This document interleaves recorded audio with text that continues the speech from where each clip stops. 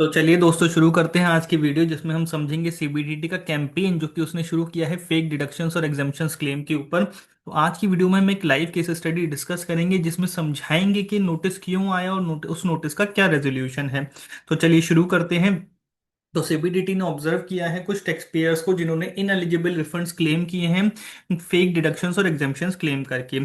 सबसे ज्यादा इस जो कैंपेन है सीबीडीटी का, इसमें कौन कौन से डिडक्शंस को सीबीडीटी टारगेट कर रहा है। तो अगर आपने कोई पॉलिटिकल पार्टीज को डोनेशन दिया है, 80G में डोनेशन दिया है, फेक एचआरए क्लेम लिए हैं, सेक्शन 80C के डिडक्शंस लिए हैं, साथ के साथ न्यू रिजीम में अगर आपने सेक्शन 1014 में कोई डिडक्शन क्लेम किया है, कोई एग्जामिशन क्लेम किया है जो कि आपके फॉर्म 16 से मिसमैच है, उसके ऊपर सीबीडीटी नोटिस इशू कर रहा है। तो सीबीडीटी को ये पता कैसे चल रहा है? तो सीबीडीटी इसके लिए यूज कर रहा है एडवांस डेटा एनालिटिक्स और रिस्क मैनेजमेंट फ्रेमवर्क में उन केसेस को आइडेंटिफाई करके एसएससी को मेल कर रहा है, एसएमएस कर रहा है। तो चलिए देखते हैं कि कैसे मेल आ रहे हैं और क्या उनका रेजोल्यूशन है। तो देखिए ये हमारे एसएससी को एक मेल आया जिसमें एसएससी को लिखा था there is a significant mismatch. तो देखिए यहाँ पर इनकम टैक्स डिपार्टमेंट लिख रहा है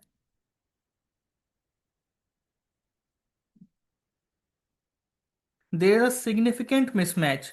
यहाँ पर देखिए between the exemption claim in the ITR vis vis amount reported by the employer in form 16 and this has resulted in substantially high claim of refund. तो ये इनकम टैक्स डिपार्टमेंट को कैसे पता चला, तो आइए समझते हैं।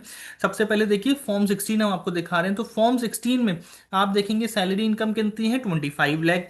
क्या यहाँ पर कोई एग्जेम्पशन है अलाउंसेस में? नो। तो यानी कि उसकी सैलरी इनकम का जो फॉर्म 16 एम्प्लॉयर ने इशू किया उसने कोई एग्जामेशंस नहीं दिए। लेकिन फिर उसके बाद जब हम चलते हैं, हम उसकी आईटीआर देखते हैं। तो आईटीआर में एसएससी ने क्या किया? आईटीआर में एसएससी ने एक फेक एग्जामेशन क्लेम किया 1,39,300 का, जिसकी वजह से उसकी सैलरी इनकम कम होकर के हो गई 24 लाख रुपए की। अब इससे क्या होता है? 1,39,000 का 31.2% अगर आप निकालेंगे तो अराउंड 42,000 का उसने अपना रिफंड क्लेम कर लिया। अब यही चीज इनकम टैक्स डिपार्टमेंट ने कैप्चर किया और कहा कि नहीं भाई, आपने जो 1,39,300 का एग्जामिशन क्लेम किया है, ऐसा कोई एग्जामिशन आपके फॉर्म 16 में नहीं है, तो आपको रिफंड नहीं मिलेगा। तो अब समझते हैं कि भाई ये जो कैंपेन है, क्या इसका बेसिक ऑब्जेक्टिव क्या है, इसमें करना क्या चाहता है इनकम टैक्स डिपार्टमेंट।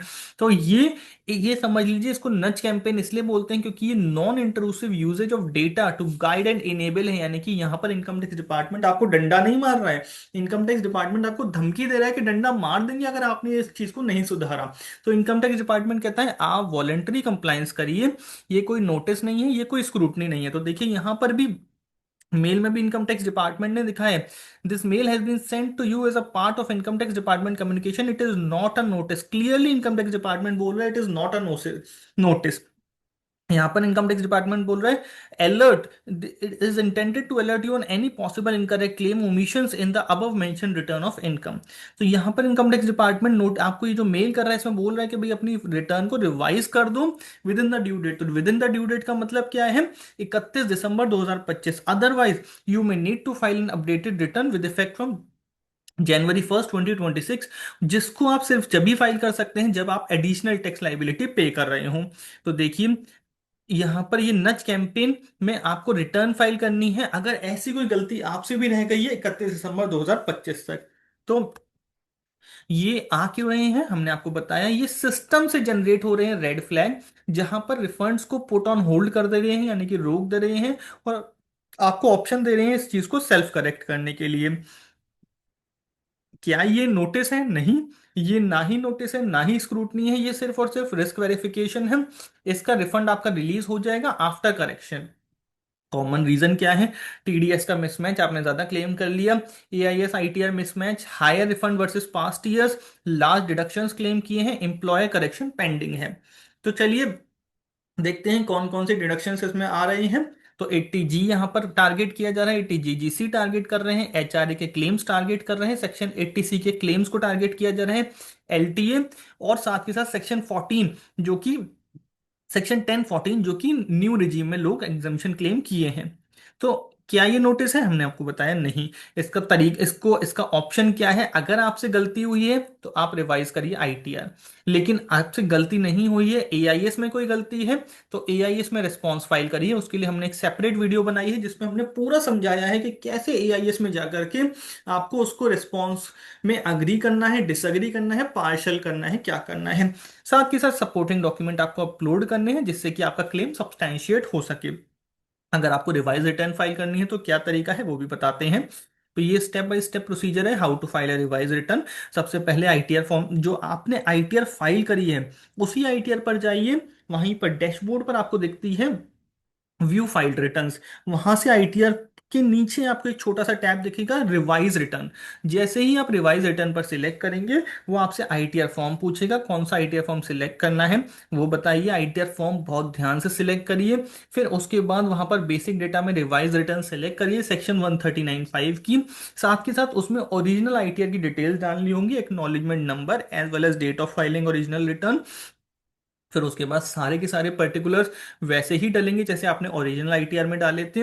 अगर आपका एडिशनल टैक्स पेबल बनता है तो पे कर दीजिए। अगर एक्सेस टैक्स टैक्स जमा है तो रिफंड ऑटो कैलकुलेट होके आ जाएगा। रिवाइज आईटीआर के सबसे बड़ा फायदा क्या है कि यहाँ पर आपको ऐसा नहीं है कि सिर्फ और सिर्फ एडिशनल टैक्स के केस में ही रिवाइज आईटीआर कर सकते हैं। आप आईटीआर रिवाइज कैसे कभी भी कर सकते हैं, कभी भी मतलब चाहे आपका टैक्स बन ज्यादा हो पिछले वाले से या कम हो पिछले वाले से, लेकिन अपडेटेड रिटर्न का सिर्फ एक ही ऑप्शन है। अगर आपका टैक्स ज्यादा बन रहा है या रिफंड कम बन रहा है तभी आप अपडेटेड रिटर्न फाइल कर पाएंगे। आप अपडेटेड रिटर्न फाइल करके अपना रिफंड बढ़ा नहीं सकते या टैक्स पेबल घटा नहीं सकते। तो अगर आप इस चीज को इग्नोर करेंगे तो आपके पास सिर्फ और सिर्फ एक ऑप्शन बचेगा अपडेटेड रिटर्न फाइल करने का, जिसमें आपको एक्स्ट्रा टैक्स देना है, इंटरेस्ट देना है, पेनल्टी देना है। सीबीडीटी ने क्लैरिफिकेशन दे दिया है कि अगर आपके क्लेम्स जेन्युइन है तो आपको कोई भी एक्शन लेने की जरूरत नहीं है। Thank you very much. Please subscribe to our YouTube channel @personal tax to get notified for the content on personal tax